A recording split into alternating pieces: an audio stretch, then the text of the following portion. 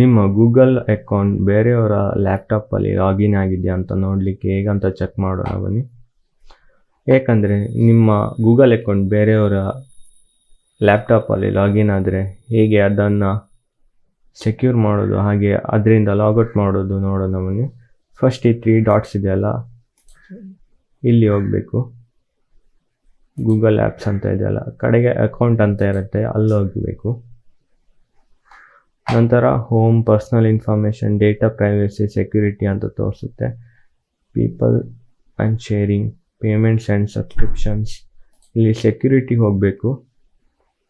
ನಂತರ ಇಲ್ಲಿ your device ಅಂತ ತೋರಿಸುತ್ತೆ, ಇಲ್ಲಿ ಕ್ಲಿಕ್ ಮಾಡಿದರೆ ಯಾವೆಲ್ಲ ಡಿವೈಸಲ್ಲಿ ನೀವು ಲಾಗಿನ್ ಆಗಿದೆ ಅಂತ ತೋರಿಸುತ್ತೆ. ನಾನು ಮೊಬೈಲ್ ಹಾಗೂ ಕಂಪ್ಯೂಟರಲ್ಲಿ ಲಾಗಿನ್ ಆಗಿದ್ದೀನಿ.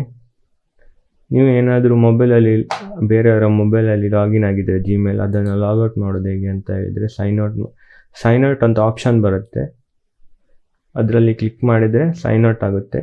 ಇದರಿಂದ ಯೂಸ್ಫುಲ್ ಏನಂದರೆ ಬೇರೆಯವರು ಯಾವುದೇ ರೀತಿಯ ಮಿಸ್ಗೈಡ್ ಮಾಡಲಿಕ್ಕೆ ಆಗೋದಿಲ್ಲ. ನಿಮ್ಮ ಅಕೌಂಟನ್ನು ಸೈನ್ ಔಟ್ ಮಾಡ್ಬೋದು.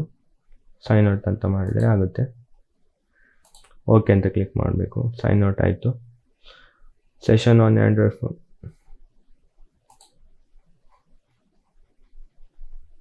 ಓಕೆ, ಇದು ಕೂಡ ನೀವು ಫೈಂಡ್ ಡಿವೈಸ್ ಅಂತ ಕೊಟ್ಟರೆ ಫೈಂಡ್ ಮಾಡ್ಬೋದು. Okay, thank you for watching.